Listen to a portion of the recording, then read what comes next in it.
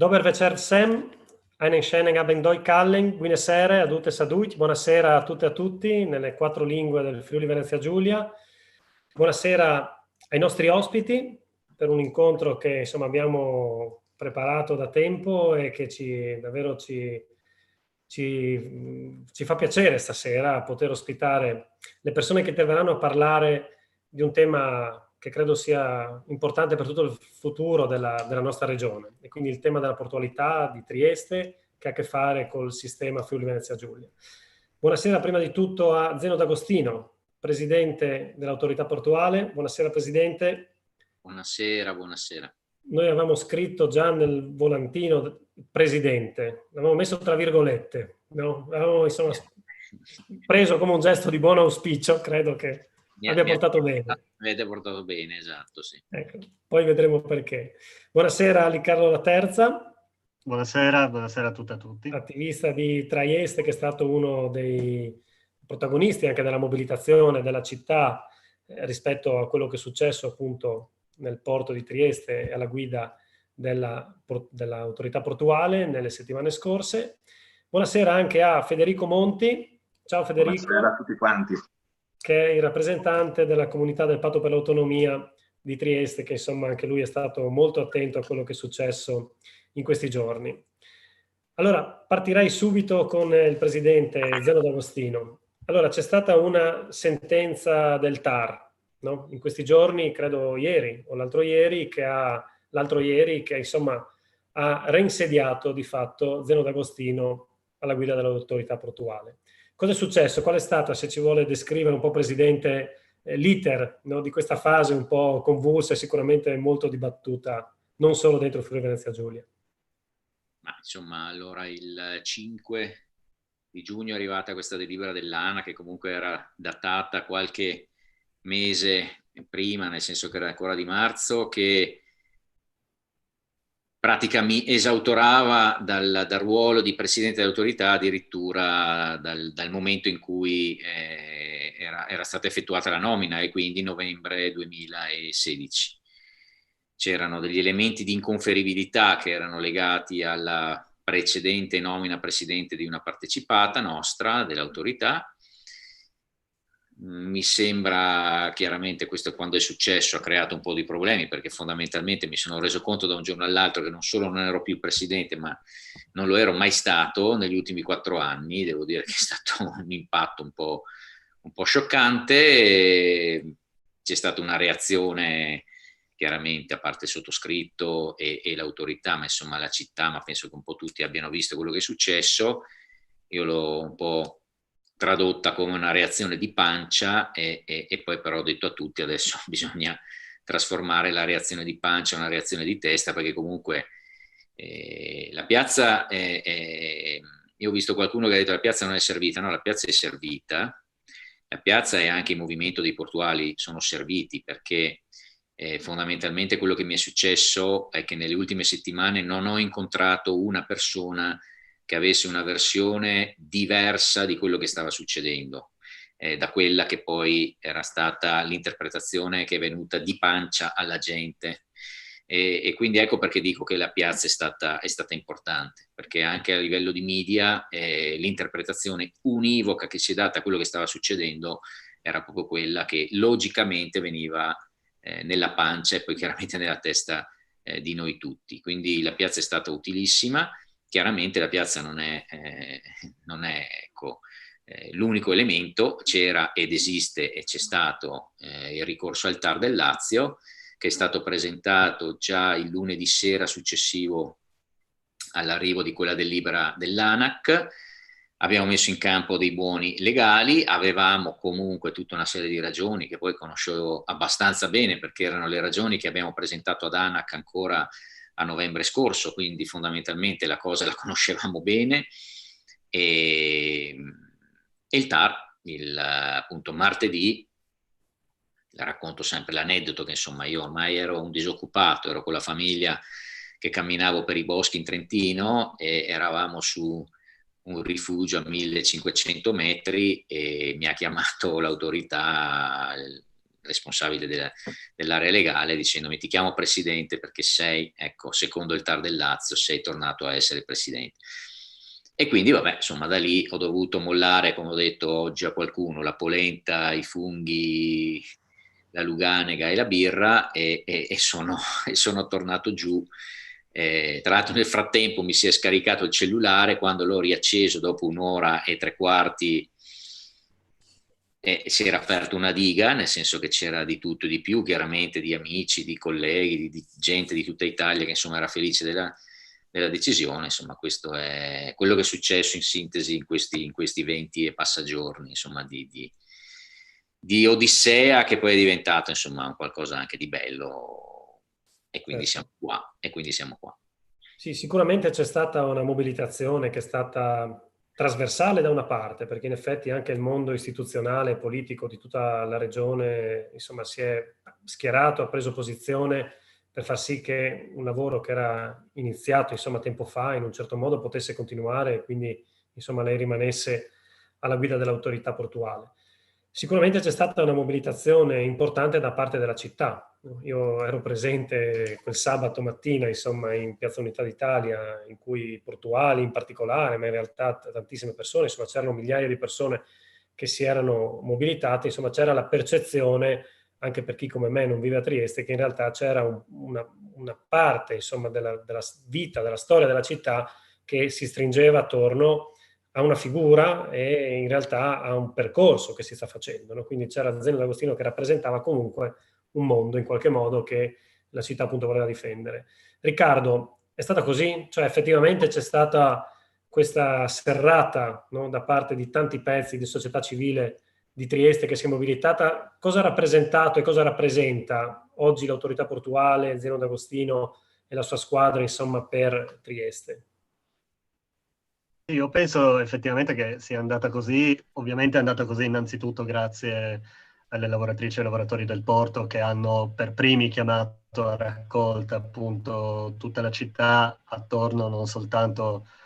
a quello che fortunatamente adesso possiamo di nuovo con tutti i crismi chiamare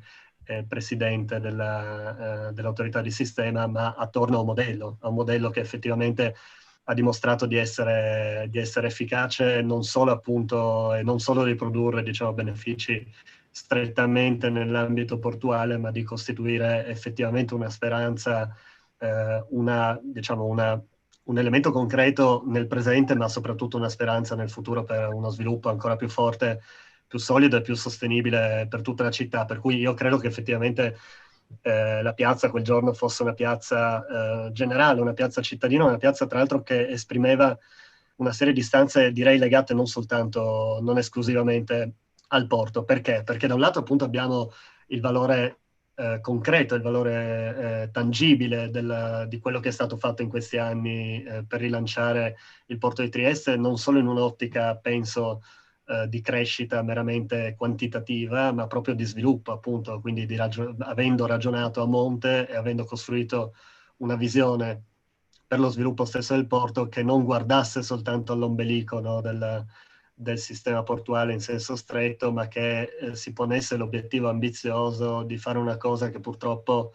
non succedeva ormai da anni, se non forse decenni, a Trieste, cioè di fare in modo che appunto quel settore così strategico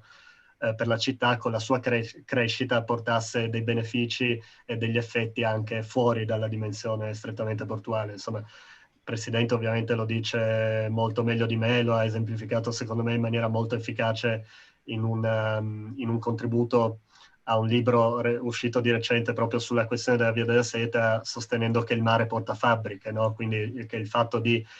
far crescere in maniera così significativa e con un orizzonte abbastanza delineato di sviluppo appunto dei traffici portuali abbia come scopo ultimo quello di lasciare degli effetti e dei valori non solo economici ma prevalentemente economici tangibili sul territorio, per cui anche tutta l'intenzione che in questo momento l'autorità portuale ha di valorizzare al massimo lo status extradoganale del porto, non solo in termini di appunto operazioni logistiche, ma anche di operazioni per esempio di manipolazione. Quindi l'ipotesi che in futuro si possano insediare anche nuove produzioni industriali sostenibili, compatibili con la vita della città, ma che portino un'occupazione di qualità anche in termini molto più alti di quanto è successo già adesso all'interno del porto, è evidentemente un elemento significativo, un elemento direi del quale tutti i triestini sentono il bisogno, perché io guardavo un po' di numeri nei giorni scorsi, appunto dal 2012 al 2018 quasi 19.000 triestini hanno spostato la loro residenza o in altre regioni italiane o all'estero. Quindi siamo di fronte a un fenomeno di emigrazione di massa che purtroppo è un po' lo specchio di una certa immobilità che appunto non riguarda il porto, ma riguarda purtroppo molti altri settori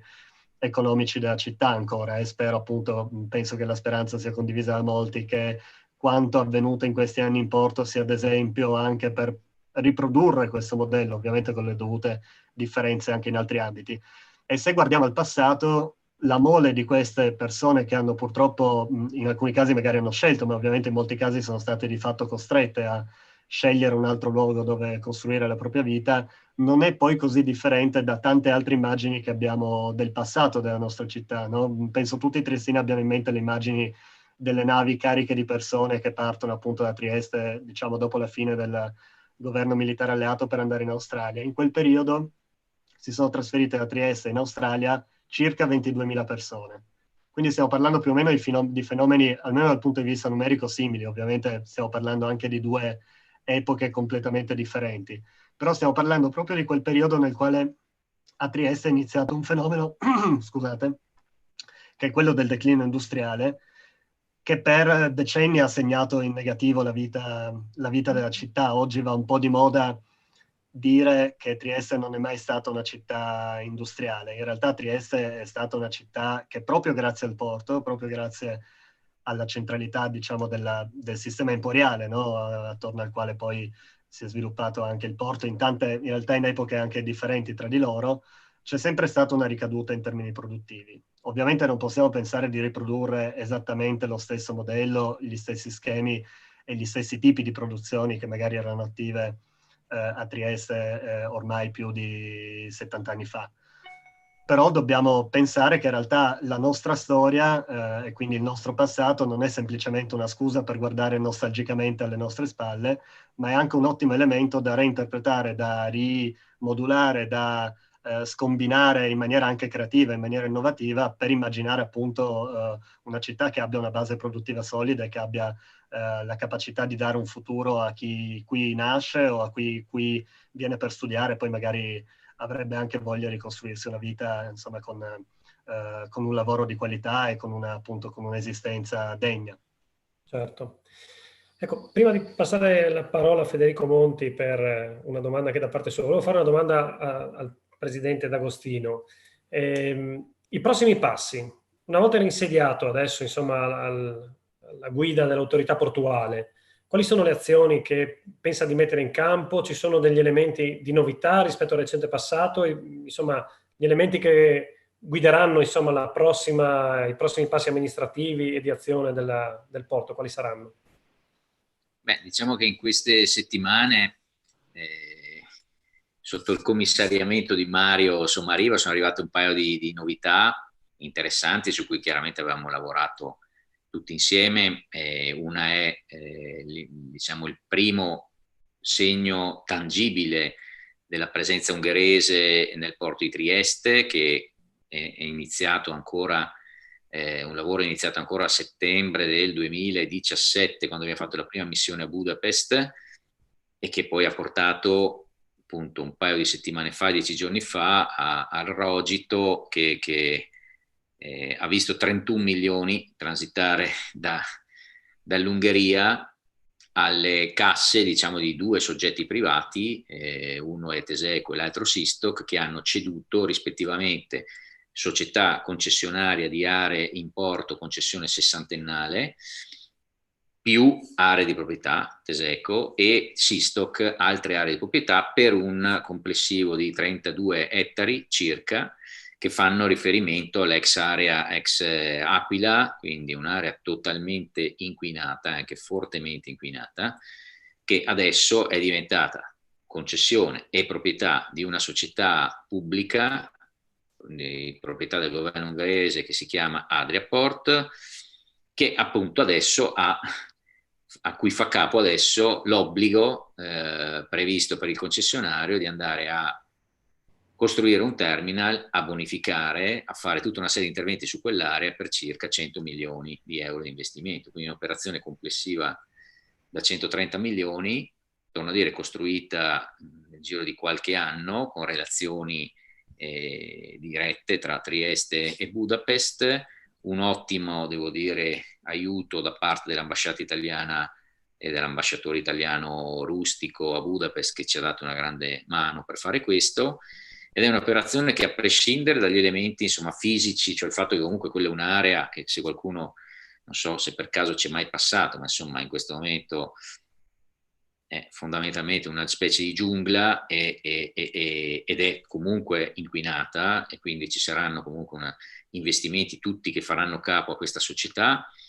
per rimettere a posto tutto, fare un nuovo terminal. E dall'altra parte, diciamo, l'altro elemento, e qui insomma un po' l'aspetto anche manageriale del porto, il fatto che comunque abbiamo in qualche modo tolto l'influenza, o almeno il focus di Budapest, dal porto di Capodistria, che fino a settembre 2017 era fondamentalmente il punto di riferimento dell'Ungheria, che invece nel frattempo è diventata il primo mercato, per esempio, ferroviario container del porto di Trieste, cioè la maggior parte dei treni ferroviari, scusate, dei treni container che oggi vanno e vengono dal Molo Settimo, oggi hanno come origine e destinazione Budapest. Ha superato la Germania l'anno scorso, quindi in questo momento l'Ungheria è un'economia che cresce. Sappiamo tutti bene o male qual è anche l'aspetto, insomma, governativo dell'Ungheria, quindi insomma questo, però poi dopo magari si può fare anche un ragionamento su questo, perché questo è uno dei temi che mi piace anche affrontare, sul fatto di come certe tipologie di governi gestiscono le cose, come altre invece siano invece incapaci di farlo. È un tema che va affrontato a prescindere dal Porto di Trieste, è un tema molto più importante questo. E lo dico perché poi io sono ormai abituato a frequentare, tra virgolette, tutti i tiranni del mondo, quindi ho fatto un po' di riflessione, ho cercato di capire perché avevo a che fare dall'Iran alla Cina, all'Ungheria, alla Turchia e addirittura a un certo punto anche il Venezuela, perché poi cioè, avevo a che fare solo con questi soggetti qua. Ci sarà un denominatore comune in tutto questo, no? E quindi in qualche modo questo è un tema importante che va studiato e va affrontato, come la democrazia in qualche modo rischia, proprio perché diventa inefficace nella gestione di determinate cose, cosa che invece non succede in governi di un certo tipo, il che non significa che quei governi sono buoni e gli altri cattivi, ma significa che c'è un deficit importante da questo punto di vista, ed è un deficit che le democrazie devono studiare ed affrontare. Tolto questo tema, grande tema anche quasi pseudo-ideologico, filosofico. Meriterebbe una serata a sé, no? Sì, però no, è una cosa che io sto dicendo ogni tanto a chi ci governa, perché poi se dopo a qualcuno viene voglia di pseudo sovranismi, dittature e quant'altro, perché fondamentalmente poi vedi questo tipo di elementi oggettivi che stanno da una parte e non stanno dall'altra, e questo mi permetto di dire, io non sono, ma è oggettivo, ed è una cosa che va studiata, che va analizzata, capire perché quel tipo di cose e di ragionamenti portano a certi risultati ed altri no. Poi dopo mi fermo qua. L'altro elemento è stato l'accordo di programma sulla ferriera, anche questo chiaramente è un lavoro che viene da lontano, è un lavoro che viene da lontano, che ha fondamentalmente lo sblocco di quella situazione è legato al fatto che ci sono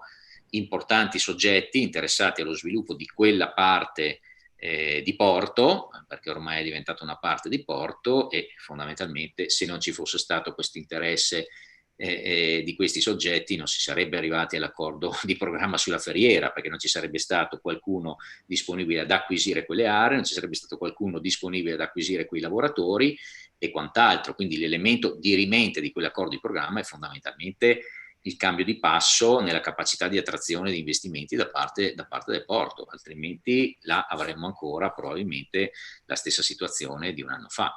Quindi queste due cose sono le cose su cui ci metteremo a lavorare, chiaramente, perché a prescindere dal rogito fatto dagli ungheresi piuttosto che dall'accordo di programma firmato sabato scorso, quelli sono solo la miccia di tutta una serie di cose che adesso devono essere fatte e che presuppongono un grande lavoro di coordinamento. Cioè fondamentalmente il mestiere che faccio io, che fanno tutti quelli che collaborano con me,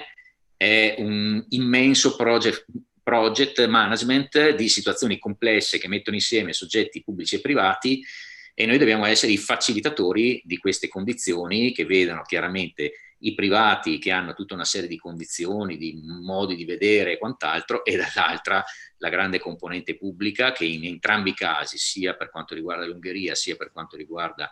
l'accordo di programma sulla ferriera, vede coinvolti amministrazioni locali, regionali, nazionali e addirittura anche internazionali.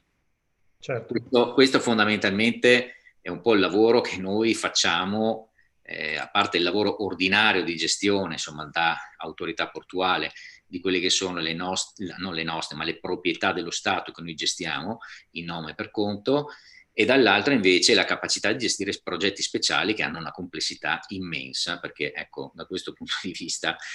anche solo andare a leggere l'accordo di programma della ferriera piuttosto che l'accordo firmato il 5 di luglio dell'anno scorso, tra l'altro, quindi quasi esattamente un anno fa, a Trieste, quel Sales and Purchase Agreement firmato tra governo ungherese e privati con tutta una serie di condizioni che nel frattempo sono state poi rispettate e hanno portato quindi alla fine al rogito, mi permetto di dire che lì c'è una complessità non banale che insomma siamo riusciti e continuiamo a riuscire a gestire. Chiaro, chiaro. Buon lavoro allora, mi sembra che No, lì, allora, ci sarebbe anche qualcos'altro, però devo dire che ci sono cose anche un po' riservate che però arriveranno nei prossimi giorni, quindi diciamo che c'è anche qualche novità in arrivo, abbastanza interessante, però insomma sono cose su cui aspettiamo allora va tenuta un po' di riservatezza. le notizie, certo. Allora passo la palla a Federico Monti, che insomma anche lui ha seguito da vicino queste vicende, anche con l'occhio insomma di chi segue anche il mondo delle istituzioni cittadine. No, Federico, secondo te c'è una partita anche rispetto al mondo della politica locale sul porto di Trieste? Certo, sul mondo, in questa frangente qua abbiamo visto come sia importante per Trieste cercare di supportare l'attività del porto, e appunto abbiamo avuto dimostrazione, come dicevi tu sabato scorso, di come la città si è chiusa e si è raccolta intorno alla figura del presidente, ma intorno alla figura del porto tutto. Io farei però un passaggio di nuovo, ritornando a quello che diceva il presidente riguardanti Capodistria, ma andrei verso ovest. Io farei una puntata verso Venezia. In questi giorni qua, in cui dopo la sentenza ANAC abbiamo assistito a Venezia alla bocciatura da parte del Comitato di Gestione del bilancio del porto di Venezia. In questo caso qua più persone hanno collegato le due cose, hanno collegato una ingerenza, diciamo, della burocrazia centrale per quanto riguarda il caso D'Agostino, e invece un'ingerenza della politica locale per quanto riguarda il caso Musolino, perché la bocciatura è arrivata da facenti parte del comitato di gestione della regione e della città metropolitana, mettendo in seria difficoltà quello che è il porto di Venezia e l'approvazione del bilancio definitivo. Approfitto di questo per chiedere al Presidente una rappresentazione di quello che è la portualità dell'Adriatico attualmente. In questi giorni, si è parlato di nuovo della riforma del Rio e come della riforma del Rio in realtà non sia stata completamente finalizzata, perché si parlava già a suo tempo del Rio, si parlava di un accentramento delle autorità portuali riguardanti l'Adriatico settentrionale, e più voci in questi giorni hanno sollevato appunto la possibilità di chiudere questa partita anche per riuscire a tirar fuori dall'impasse locale le autorità portuali, portando tutto verso il centro, verso la centralità romana, la gestione e la gestione della portualità. In questi casi qua ravvediamo un pericolo per Trieste e per la sua unicità derivante dai trattati internazionali che le danno la capacità di gestire le merci come le gestisce, e fra l'altro stiamo aspettando anche notizie aggiornate per quanto riguarda il confronto con l'Agenzia delle Dogane per la completezza del passaggio sull'extradoganalità. E in questo caso qua, come dicevo, si collega anche un discorso della gestione pubblica della cosa con quanto l'Europa ci sta dicendo per quanto riguarda la portualità, dicendo che la portualità italiana dovrebbe essere tassata come sono le imprese private, limitando quindi anche quello che sono gli aiuti di Stato. E per questo che, Presidente, una rappresentazione attuale della portualità dell'Alto Adriatico o dell'Adriatico complessivo, anche in rapporto appunto ai competitori come la stessa Venezia, nella quale si sta pensando già all'implementazione di ZES, o al porto di Capodistria, con il quale ci troviamo a pochi chilometri di distanza e a un confine che speriamo col tempo anche di riuscire a battere completamente. Allora, io faccio una premessa che non è, cioè che è importante. Capodistria è Slovenia,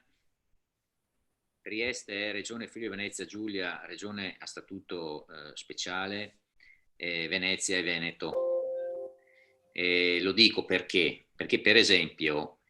quando più di qualche volta si è cercato di capire se si potevano creare delle sinergie, per esempio tra Trieste e Capodistria, tanto per dire, una delle cose su cui si poteva ragionare, per esempio, è la manodopera, no? Cioè le navi che toccano Capodistria il giorno dopo toccano Trieste, la dico così,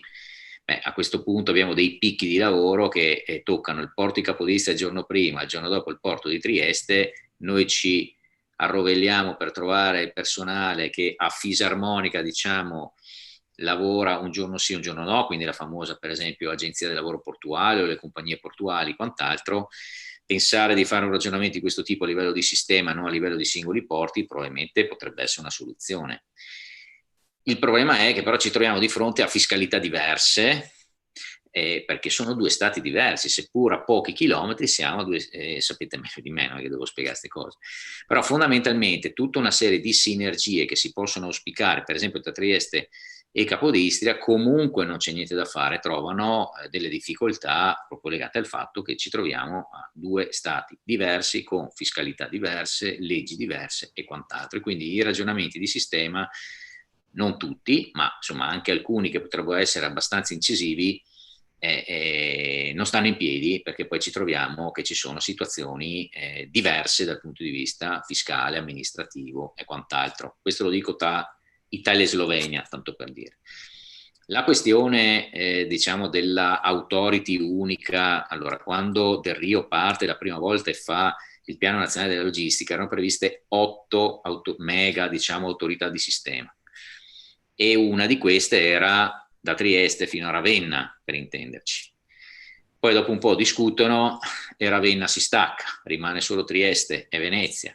Dopo un po' si discute e si staccano anche Trieste e Venezia, e alla fine ci si è trovati con la situazione attuale. Allora, fondamentalmente il tema non è comunque banale, cioè mettere insieme, fare un'autorità che mette insieme due soggetti che fanno capo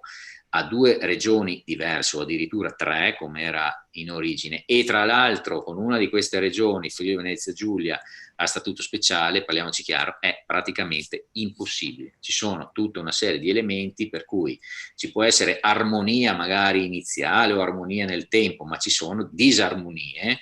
anche politiche che però si traducono poi in elementi sostanziali dal punto di vista giuridico che non ti permettono di fare questo tipo di cosa. La più banale di tutte, per esempio, è la nomina del presidente. Trovare il presidente che, allora, in questo momento uno trova Regione Friuli Venezia Giulia e Veneto entrambi a trazione leghista, no? Quindi possiamo anche dire che magari ci si può trovare la quadra, visto che stiamo parlando dello stesso partito. Basta solo che il giorno dopo ci troviamo che una delle due regioni si trovi ad avere situazioni politiche diverse, e quindi è chiaro che il giorno dopo questa armonia di visioni che magari viene poi tradotta nella nomina di una persona che va bene a entrambi non la troviamo più. Questo per esempio è successo, cioè noi oggi abbiamo tutta una serie di autorità di sistema portuale tranne le due autorità ancora portuali di Messina da una parte e di Gioia Tauro dall'altra, perché la famosa autorità portuale dello Stretto che doveva mettere insieme Sicilia e Calabria non si è mai attuata, perché Regione Sicilia e Regione Calabria non si sono mai messe d'accordo, intanto sul nome della persona da mettere e poi comunque su tutta una serie di altre questioni. Quindi comunque c'è il famoso titolo quinto che dà tutta una serie di deleghe alle regioni, per cui da questo punto di vista Roma non può pensare di fare questo tipo di creazione di sistemi se prima non va in qualche modo a ridefinire i ruoli delle regioni. Quindi, siccome mi sembra abbastanza difficile che questo lo si possa fare, è praticamente impossibile pensare di mettere insieme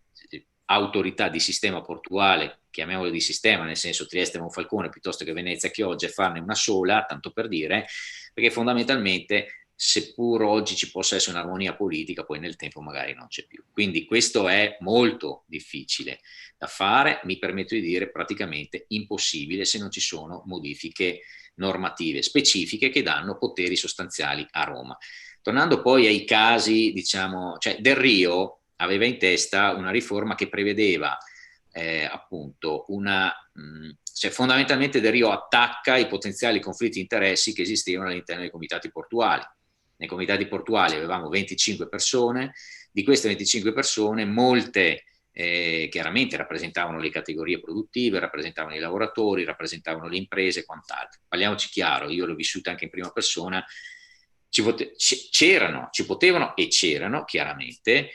lobby interne ai comitati che fondamentalmente collegate chiaramente alle imprese che guidavano quello che poteva essere l'andamento dei comitati portuali. Poi è chiaro, io ho fatto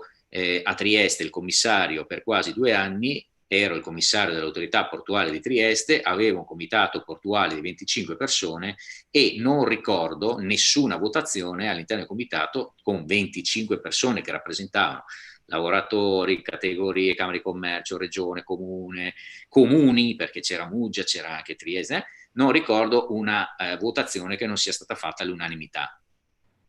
Quindi si può anche arrivare ad avere 25 persone che per 2 anni si trovano e ogni volta che votano, più volte durante un comitato, votano tutti all'unanimità.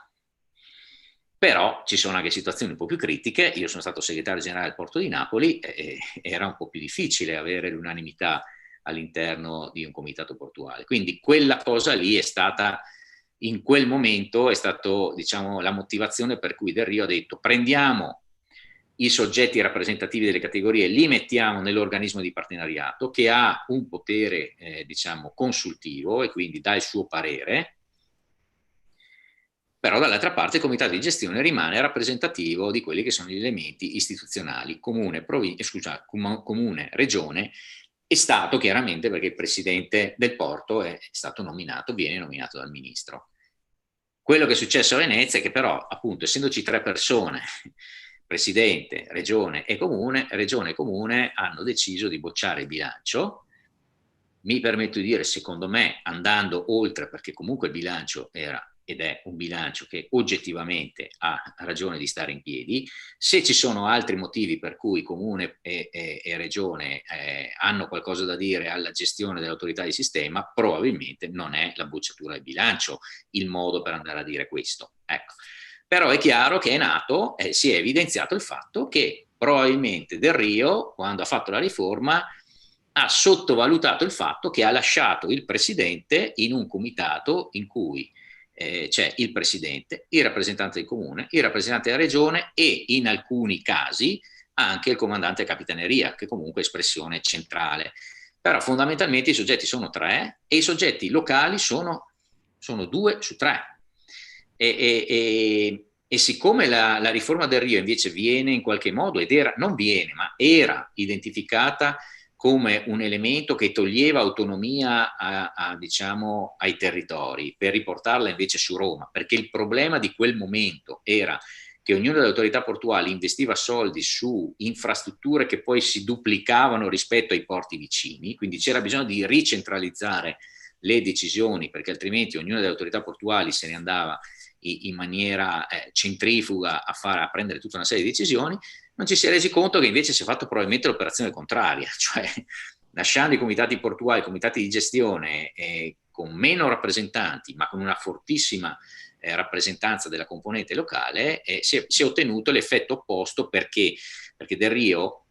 cosa ha fatto? Ha tolto la nomina dei presidenti che era basata prima su una terna che era fatta da comune, provincia e camera di commercio, quindi fondamentalmente il presidente era espressione del territorio. Il ministro dava l'assenso su una terna che usciva da lì, ma erano tre nomi che uscivano da comune, provincia e camera di commercio, quindi era chiaro che erano espressione di quel territorio. Lui l'ha tolta dicendo no, il presidente lo nomina il ministro in accordo col governatore, ma lo nomina il ministro, quindi fondamentalmente è Roma che decide chi va a fare presidente del porto. E poi ha creato l'organismo, diciamo la conferenza dei presidenti, e quindi un soggetto che in teoria con Del Rio si riuniva abbastanza spesso, ma che da Toninelli in poi si è riunito molto meno frequentemente, che doveva essere la sintesi, diciamo, della visione romana che in qualche modo veniva data ai presidenti in modo che poi dopo le discussioni strategiche della portualità nazionale finissero lì dentro. Quindi tutti l'hanno vista ed è stato identificato come un riaccentramento dei poteri romani su quelle che sono le competenze portuali, proprio perché c'era un fenomeno, si era creato negli anni un fenomeno di centrifugo rispetto a una visione strategica e univoca della portualità nazionale. E invece poi quello che è successo, si è visto a Venezia in questi giorni, è che invece abbiamo un presidente che se trova un asse comune-regione contrario, è fregato, perché comune e regione si mettono d'accordo e a quel punto ti bloccano l'autorità di sistema. Questa cosa era stata probabilmente totalmente sottovalutata e adesso, a parte che va risolta la situazione veneziana, ma probabilmente ci sarà qualcuno che farà qualche ragionamento sull'assetto appunto istituzionale dell'autorità di sistema, perché comunque questo caso si è creato ed è un caso reale, concreto, e che fa capire che la riforma Del Rio, che era vista come un accentramento, invece in realtà è una forte riforma di decentramento dei poteri dal punto di vista delle autorità. Sicuramente è un tema complesso e le sfaccettature insomma, che ha messo in evidenza adesso ne rendono tutta la complessità. Credo che uno dei temi centrali anche rispetto a questo ragionamento sia quello proprio delle infrastrutture che lei ha citato, no, in un passaggio, perché effettivamente anche le scelte, le decisioni che l'autorità di sistema è chiamata a compiere rispetto alle infrastrutture portuali, ma alle necessarie interconnessioni con il retroporto, con il resto insomma, del territorio, è evidente che sono delle scelte che impattano poi su tutto il sistema. In questo senso, Riccardo, insomma, anche tu, il tuo gruppo, insomma, avete fatto dei ragionamenti interessanti proprio anche in qualche modo al sistema, al modello che è stato utilizzato da questo punto di vista per il porto di Trieste. No? Mi sembra di aver capito che secondo te, diciamo, la centralità da una parte del sistema pubblico e dall'altra di un utilizzo, una visione delle infrastrutture che non necessariamente va nella direzione delle grandi infrastrutture, ma che magari ragiona su una dinamica invece diversa, legata al miglioramento della situazione esistente, è uno degli elementi appunto cardine. C'è anche un commento dell'amico Cristiano Urban in rete che appunto dice è meglio rafforzare la rete ferroviaria pesante locale o buttarsi sull'alta velocità. No, questo è uno dei dibattiti che anche in questi giorni, anche sui media statali, insomma, sta uscendo. Qual è il punto di vista tuo, vostro, su questa partita? Penso che anche su questi temi effettivamente la città dovrebbe imparare dal porto, no? È una delle cose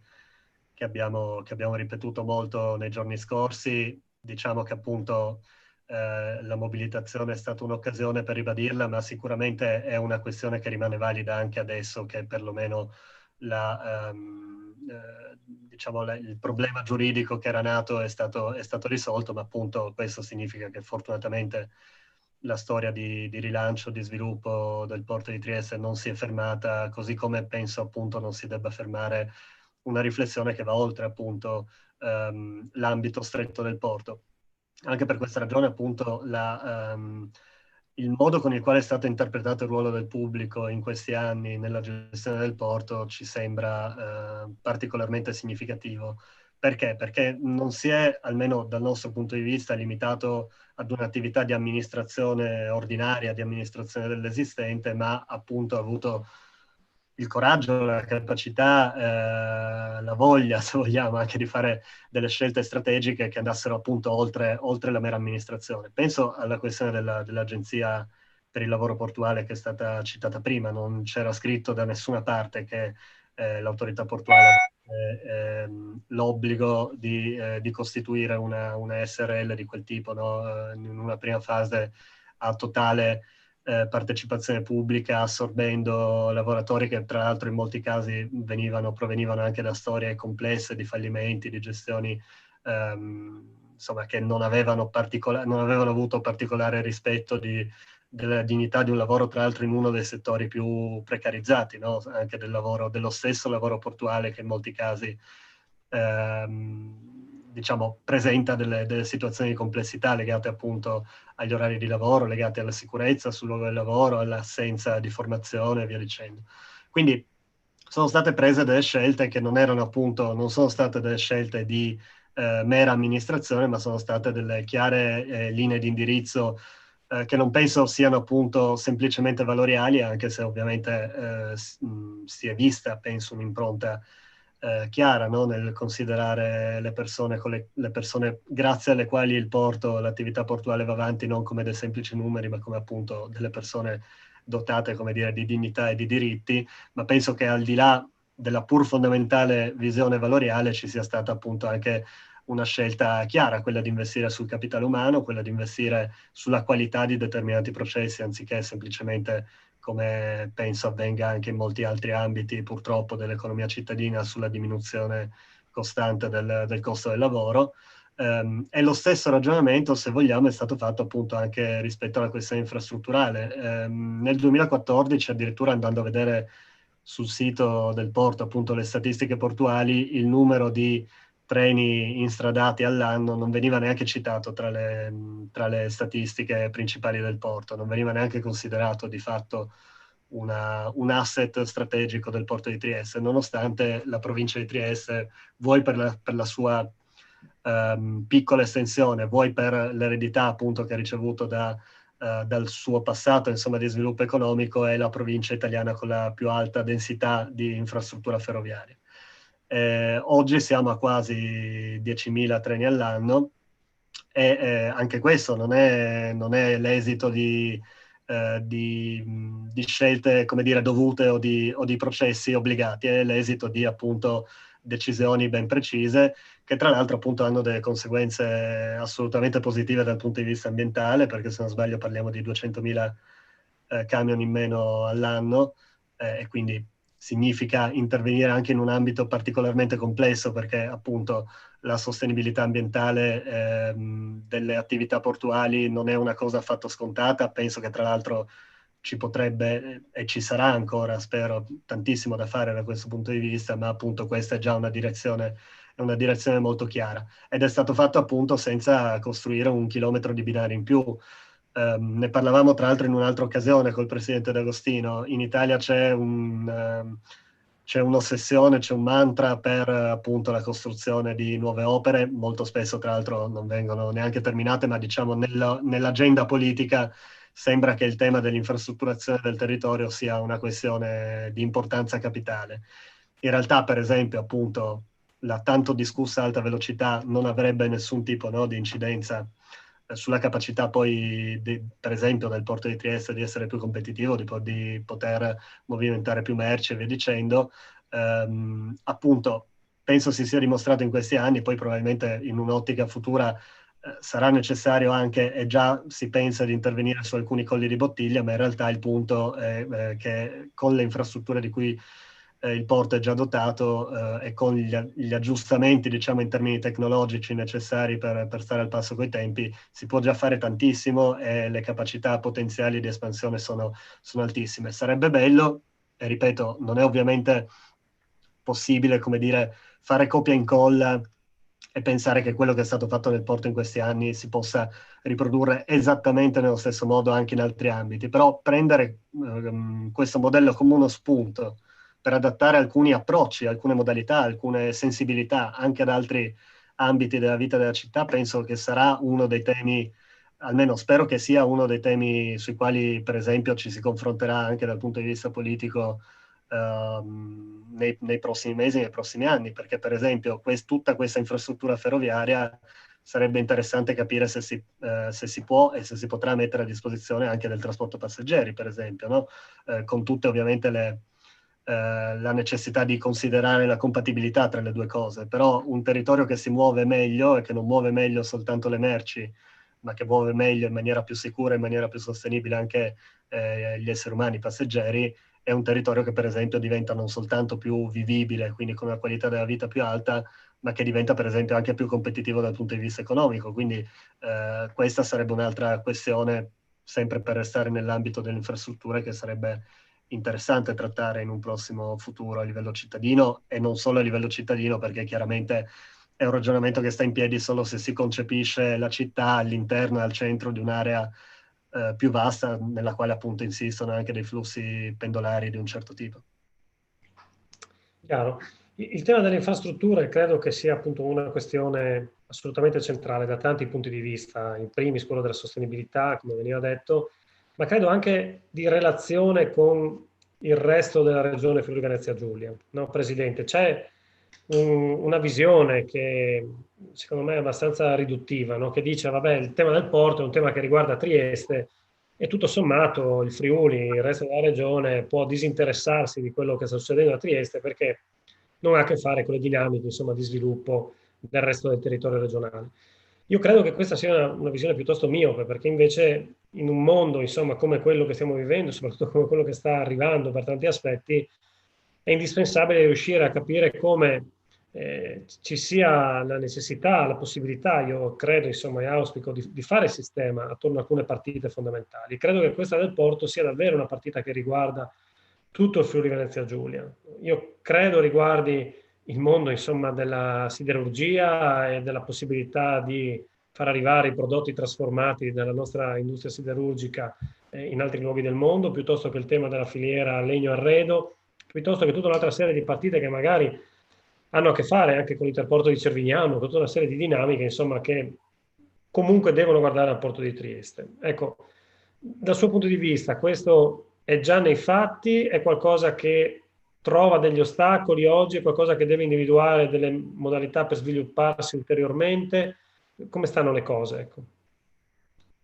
Allora, facciamo anche qua, io ho fatto premesse prima, ne faccio un po' anche adesso. Io sono di Verona, no? Quindi io ho iniziato a conoscere il mare e i porti nel 2003 quando sono finito a lavorare a Napoli, ma ho sempre lavorato prima di tutto negli interporti, e anche quando ho smesso di lavorare a Napoli nel 2011, a gennaio 2011, quindi insomma era ancora il 2010, diciamo. Sono andato a fare il direttore generale dell'Interporto di Bologna e poi direttore sviluppo dell'Interporto di Verona, quindi ero anche tornato a casa a un certo punto. Quindi fondamentalmente quando io devo ragionare di interporti torno un po' alle origini, insomma, è un qualcosa che mi è abbastanza familiare, insomma, è stato, il trauma è stato andare a lavorare nei porti, ma io fondamentalmente vengo dal mondo terrestre della logistica e quindi dico sempre che insomma io non sono, ecco, sono un portuale, ma non sono un grande marittimo. Io soffro il mal di mare anche sul materassino, quindi insomma non sono quando guardo i triestini mi guardano come l'uomo, sì, sono l'uomo del porto, cioè finché c'è banchina io ci sono, poi dopo diventa ecco, un lavoro per altri. Ecco. La fortuna è che negli ultimi anni la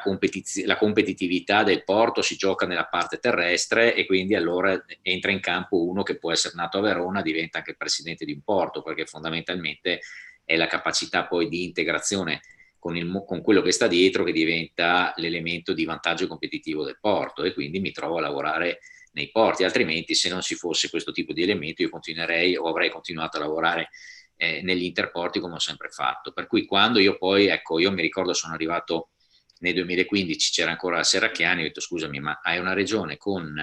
l'interporto di Fernetti, la SDAG di Gorizia, l'interporto di Cervignano e l'interporto di Pordenone. Scusa un attimo, ho detto scusa, ma qui stiamo parlando che servono ancora infrastrutture, cioè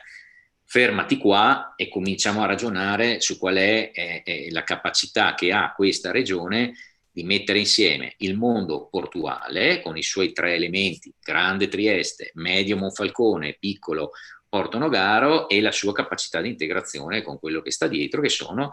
i 4 interporti che poi si sviluppano sulle 4 province regionali, per cui Trieste, Gorizia, Udine e Pordenone. Questo è l'elemento. Andare a pensare ad altre infrastrutture, insomma, fermati un attimo e cerchiamo di capire come andare a organizzare e a dare un coordinamento unico a tutto questo sistema, sapendo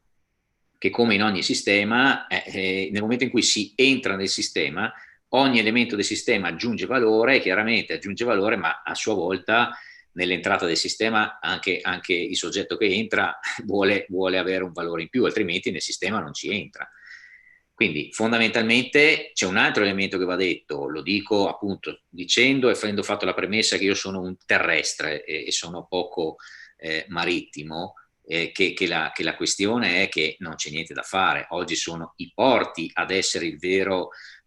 diciamo elemento pivot nello sviluppo di un sistema logistico di qualsiasi territorio. Perché? Perché comunque merci e opportunità arrivano dal mare. Quindi la fortuna che ho visto poi iniziando a lavorare nei porti, da Napoli in poi, è che comunque non c'è niente da fare. Certi clienti, certi traffici, un certo tipo di valore incontra prima il porto e poi a sua volta chiaramente può essere gestito a livello di un sistema logistico complessivo dove c'è la componente portuale e la componente interportuale. Naturalmente, torno a dire, bisogna che ci sia un ritorno di valore per tutti, perché altrimenti uno dice vabbè, tu te ne rimani a Trieste, io me ne resto a Cervignano, restiamo come eravamo prima e non cambia nulla.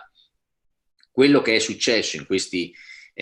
allora, facendo appunto questa premessa che io ho una certa dimestichezza nel dialogare con gli interporti, perché lì nasco e lì sono cresciuto, la prima cosa è stata, bene, abbiamo l'interporto di Fernetti, quindi Società Interporto di Trieste, che è fondamentalmente l'elemento logistico di supporto del porto di Trieste.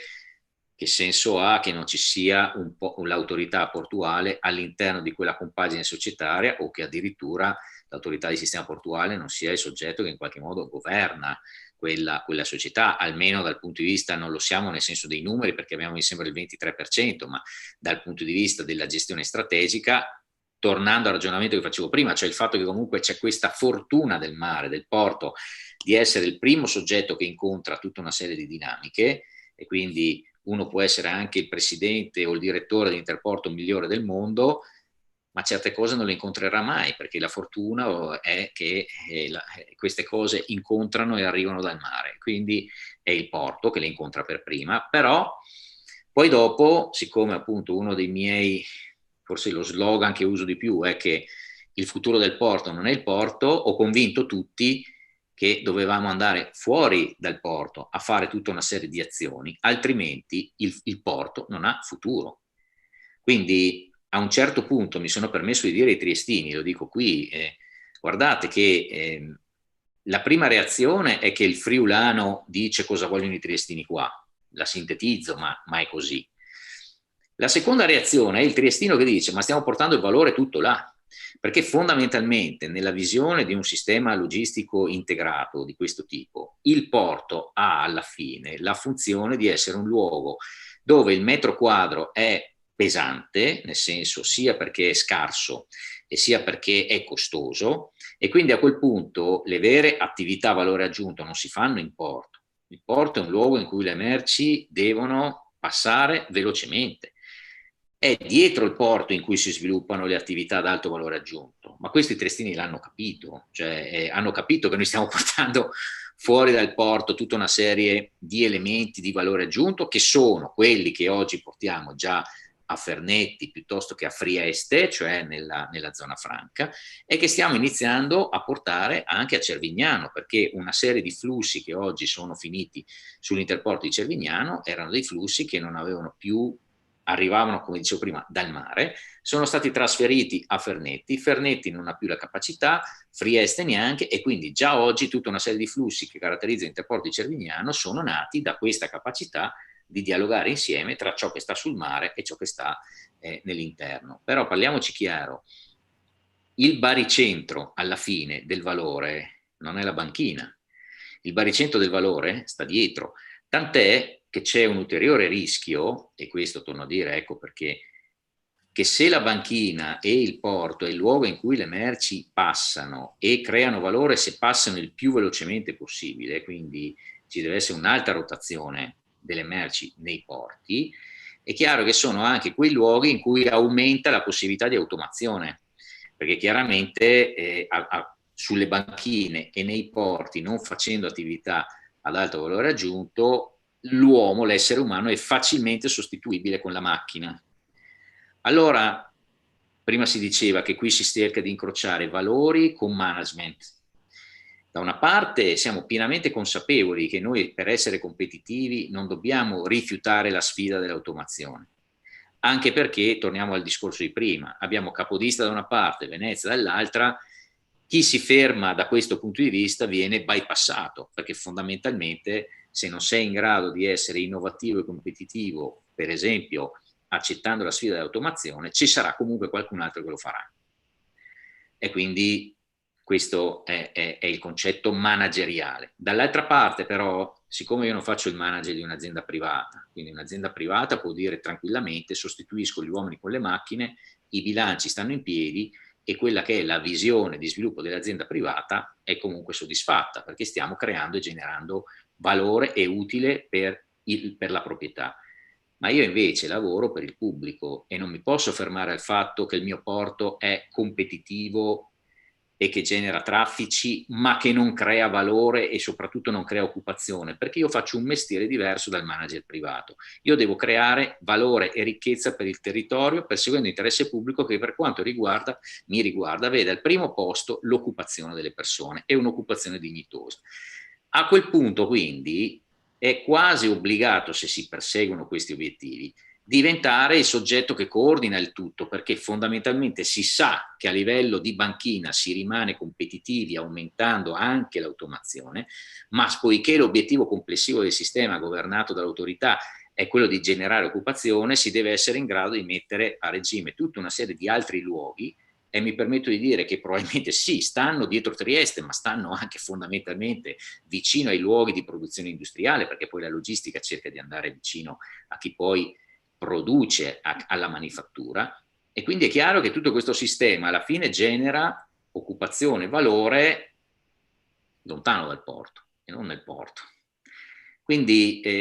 la vera sfida, ecco, quindi mi permetto di dire che alle obiezioni di chi sta lontano dal mare e che viene coinvolto dal sistema,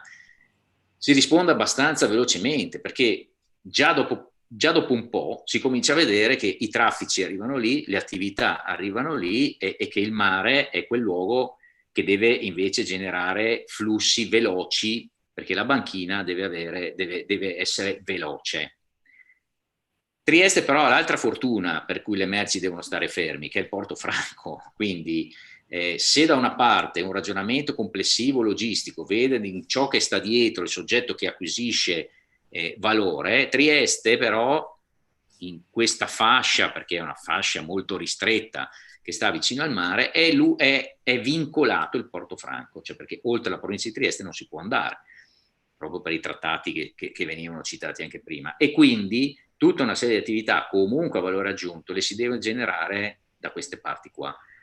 Allora lì scatta anche l'altra molla che a prescindere da questo comunque scatta sempre nella mia testa, ma che comunque sarebbe scattata per forza, che siccome la provincia di Trieste non è immensa, siccome non ci sono grandi possibilità di espansione, non ci sono grandi possibilità di creare nuove infrastrutture, è quasi obbligato ad andare a cercare quello che esiste già e cercare di ottimizzarlo il più possibile. E già, come si diceva prima, le infrastrutture ferroviarie, quindi andare a vedere la vecchia stazione di Aquilinea e quindi pensare di rimetterla in campo, andare a cercare la Transalpina e cercare di rimetterla in funzione. Tra l'altro in questi giorni abbiamo visto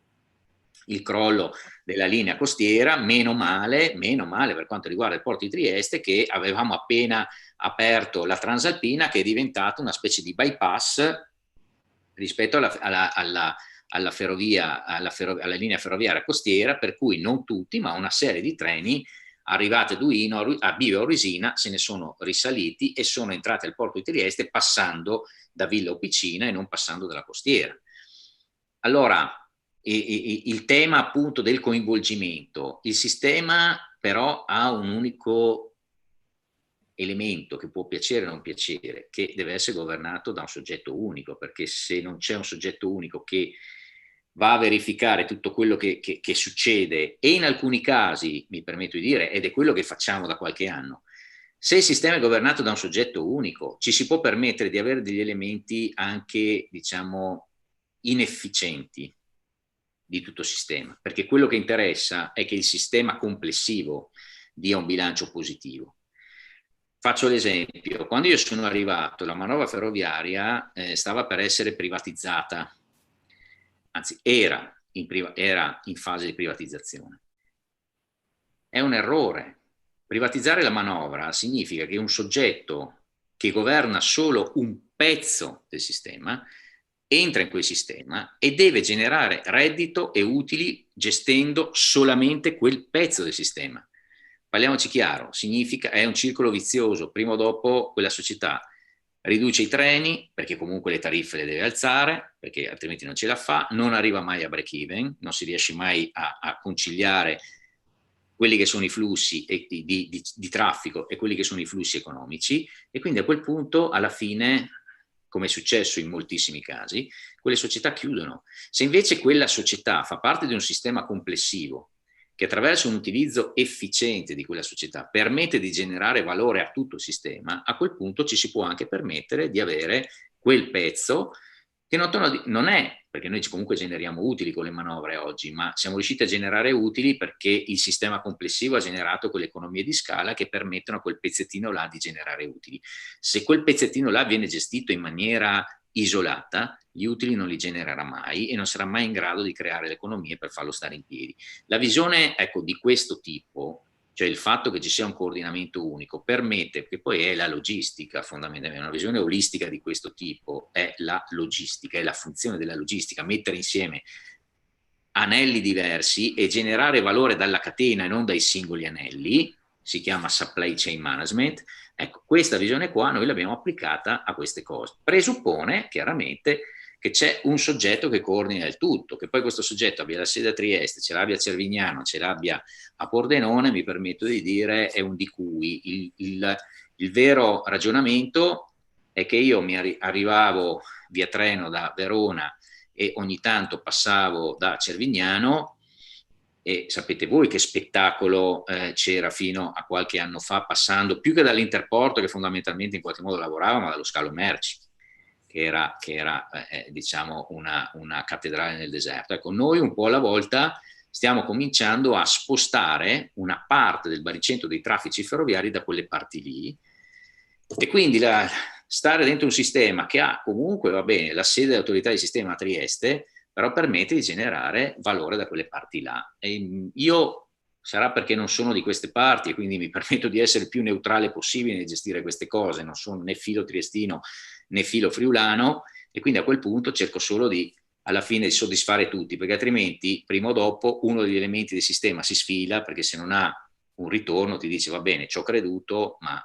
siccome invece già dopo per esempio l'acquisizione dell'Interporto di Cervignano è stata fatta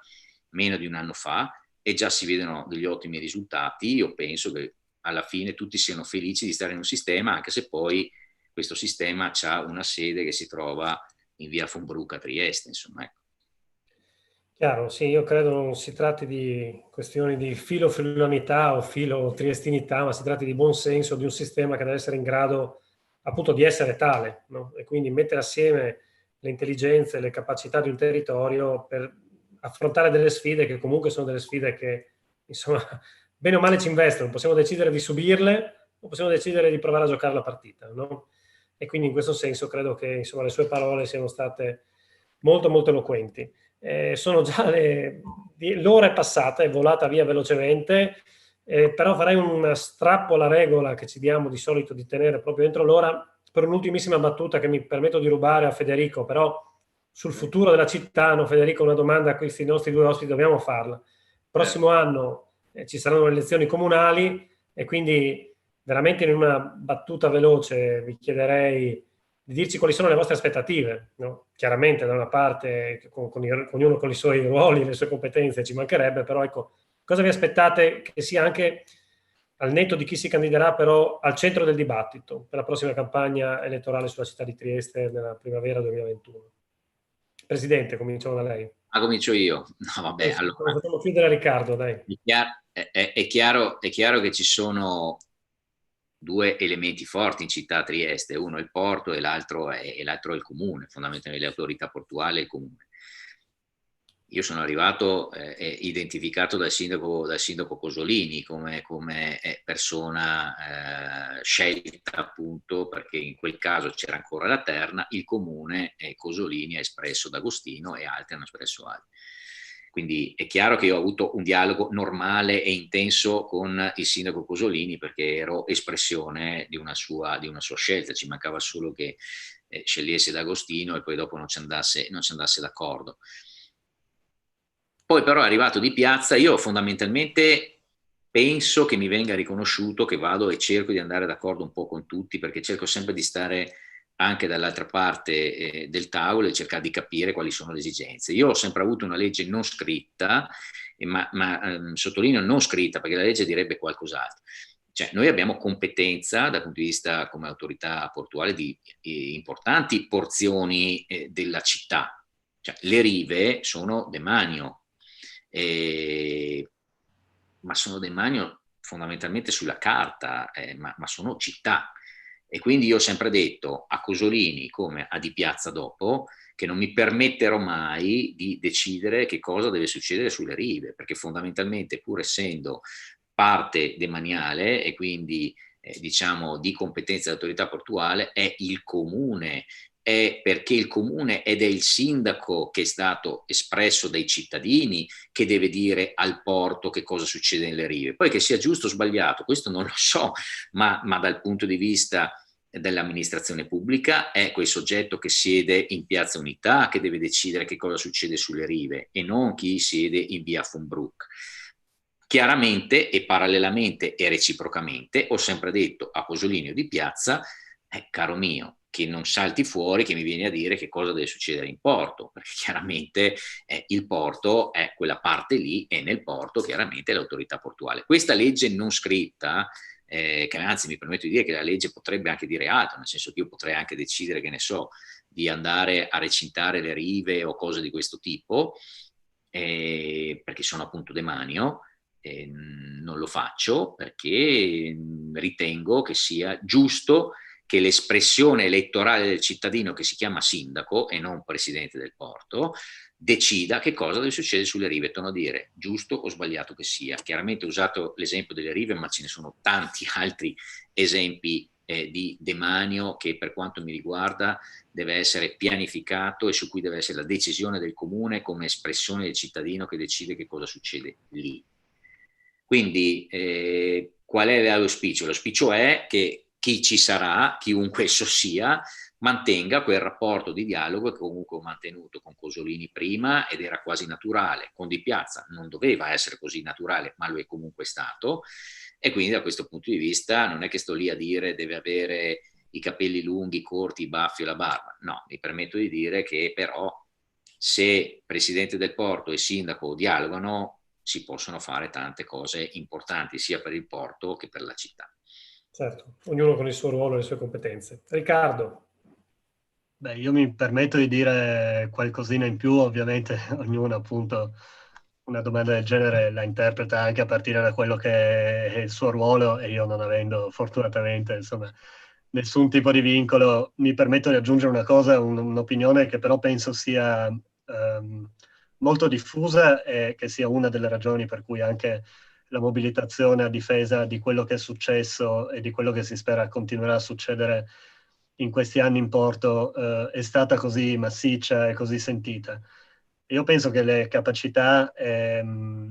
l'espressione appunto sincera e trasparente di aver lavorato per l'interesse pubblico in questi anni da parte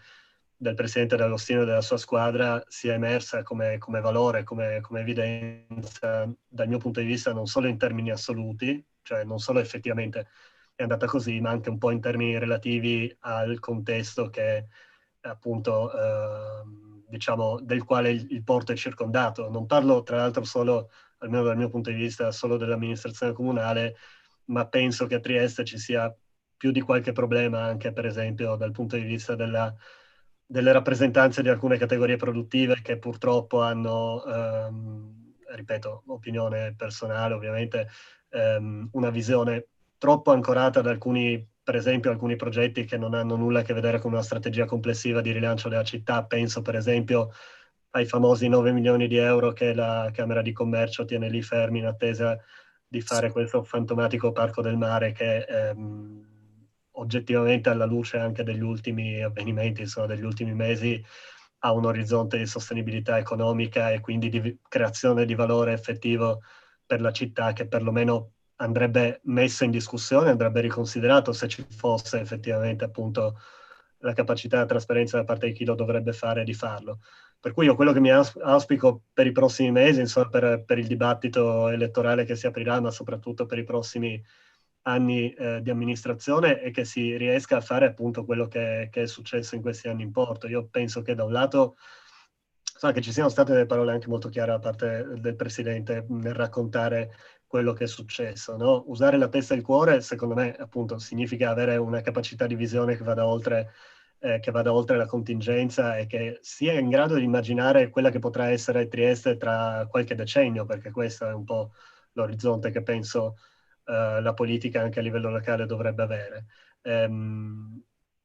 Come dire, costruire, fare quello che gli altri non si aspettano, no? che tu faccia, significa non limitarsi all'amministrazione dell'esistente e al fare appunto il compitino che viene assegnato, come dire, per legge da parte appunto della legge ad ogni amministrazione, ad ogni organo di governo, ma significa avere l'ambizione di andare oltre, avere l'ambizione di concepire un ruolo pubblico come un ruolo di governo e non solo come un ruolo di amministrazione. E pensare alle persone come appunto delle persone, non come dei numeri, significa, e torniamo forse a un tema che giustamente veniva toccato prima, sulla qualità della democrazia, che è una qualità non solo di prodotto ma anche di processo, se vogliamo. Significa immaginare che appunto in un contesto locale come un comune, che ovviamente per molti versi probabilmente è anche più complesso di un sistema portuale, senza nulla togliere ovviamente al lavoro di D'Agostino, del Presidente D'Agostino, significa appunto capire come portare avanti un cambiamento necessario, una trasformazione necessaria non solo per le persone ma anche con le persone, che è forse l'ambizione più alta che la politica dovrebbe avere, che è quella appunto di lasciare una traccia, di lasciare un segno positivo che vada oltre i 5 anni di amministrazione e che sia capace anche di vivere e di reinventarsi a partire appunto dalla cittadinanza e dal valore di una cittadinanza attiva, senza la quale alcune trasformazioni sono banalmente impossibili, non solo da generare in prima battuta, ma anche da rendere consistenti nel corso del tempo. Per cui non ho detto niente che riguardi, per esempio, i grandi temi che penso investiranno la città, anzi l'hanno già investita in questi anni, a partire appunto dalla qualità dello sviluppo economico, della necessità di concepire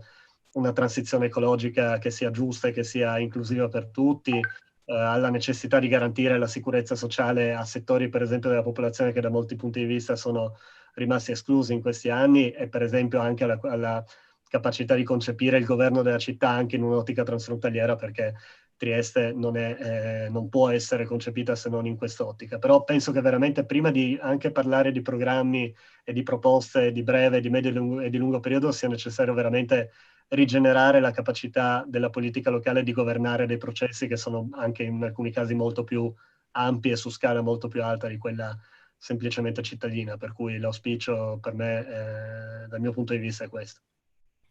Chiaro, sì, credo che ci voglia visione, sicuramente, no? Capacità di guardare oltre, ogni tanto non fermarsi alla banchina, ma guardare il mare, no? Per citare,